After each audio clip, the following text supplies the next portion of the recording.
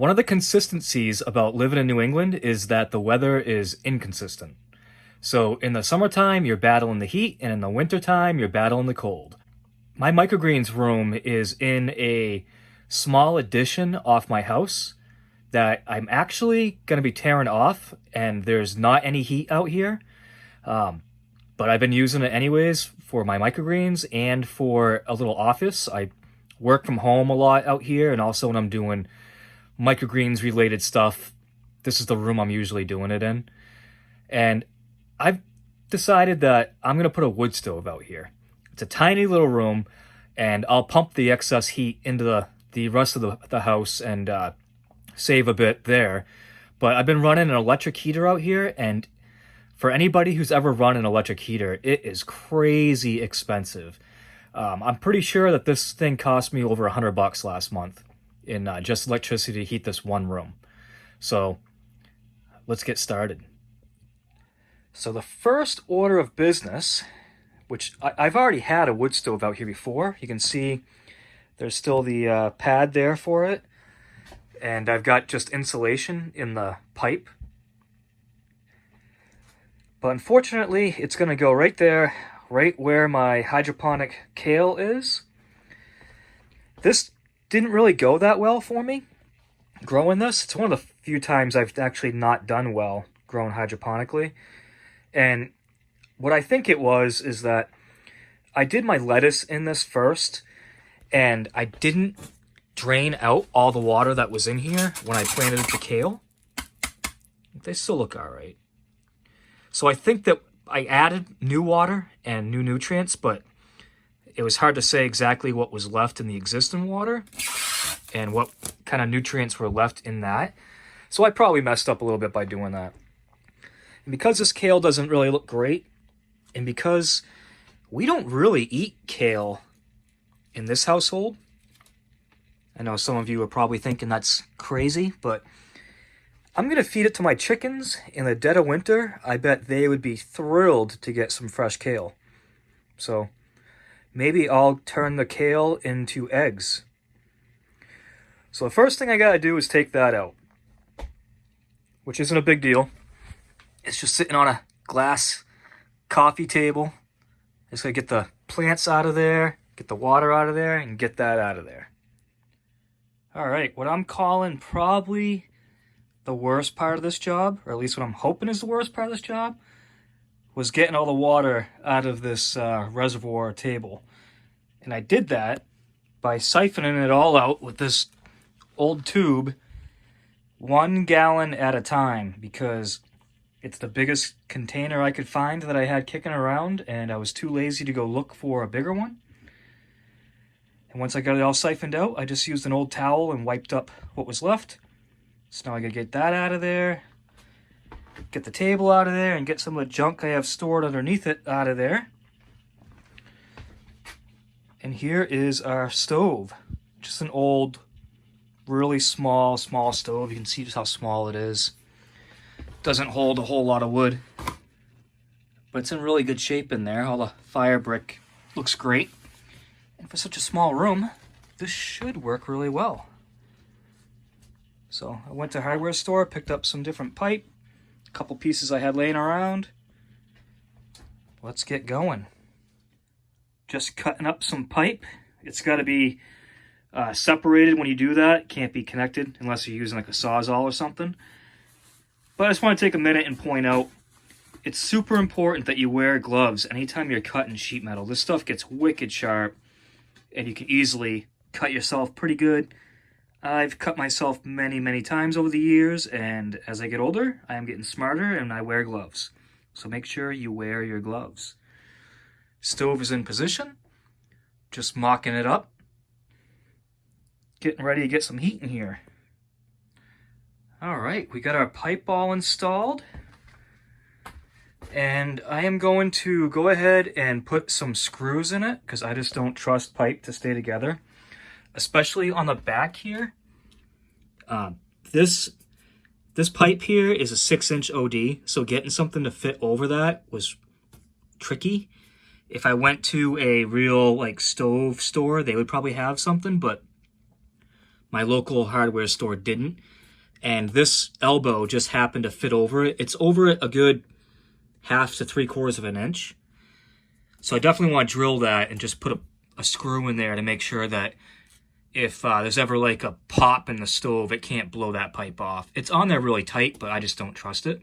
I'll put a screw here, screw here, screw here, and that's an insulated pipe inside there. There's some old insulation from where I had that stuffed full of insulation. And you need a special connector to connect this, and I didn't have one. And so I actually kind of reduced this pipe myself and then pounded it in there, which is wrong. But it's in there pretty tight, but I don't trust it. Again, like I don't trust stuff. And so I'm going to put a strap over this elbow to the wall, and just so it's stuck in there so it can't pull out.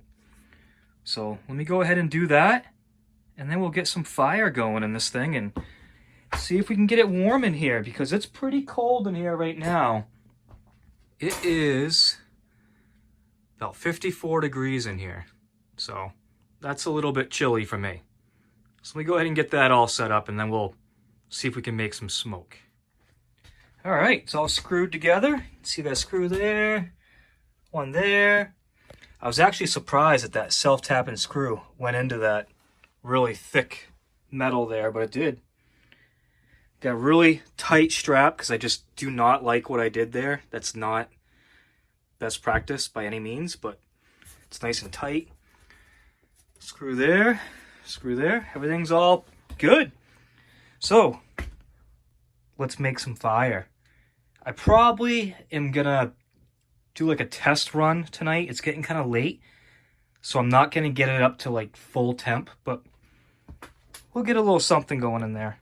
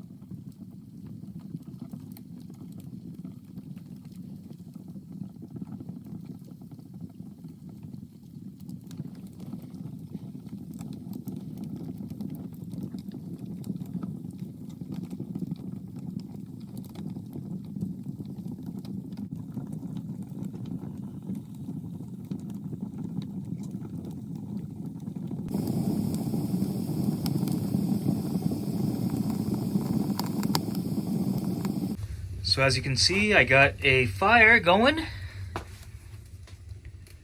I had some cardboard in there really cooking away, and the pipes started smoking a lot. I was worried for a minute that I had a loose connection down here somewhere, but it turned out it was just like the oils on the pipe and such cooking off. I took a fan and stuffed it in the window and blew all the smoke out, but that's just the sort of things that happen when you're installing a wood stove. Nothing too unusual.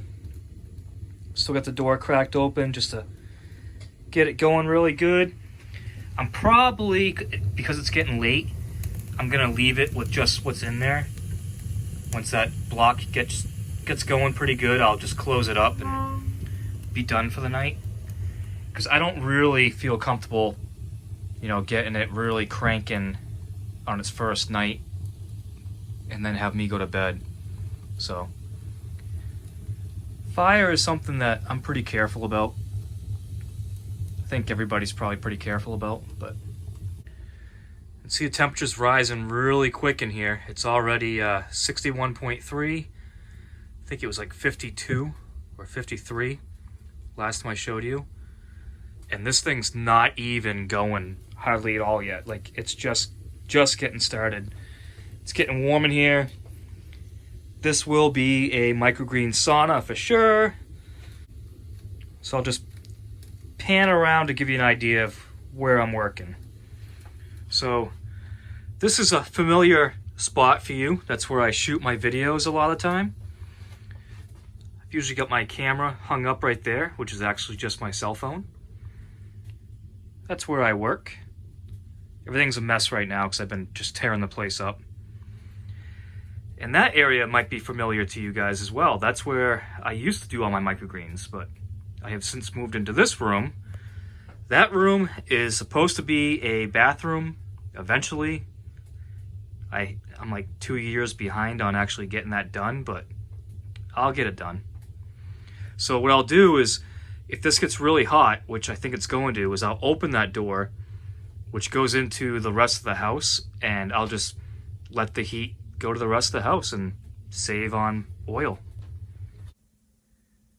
Quick update. 15 to 20 minutes later, maybe longer, I'm not sure, and it is 74.7 degrees in here. This thing is cranking, and I have hardly any wood in it at all. One thing that's kind of funny to me is it's called the all-nighter, yet the firebox is like so tiny. I don't know. I've never had a wood stove with such a small firebox. Maybe if you completely close up the air inlet here, maybe it will last all night with a small amount of wood. That'd be great.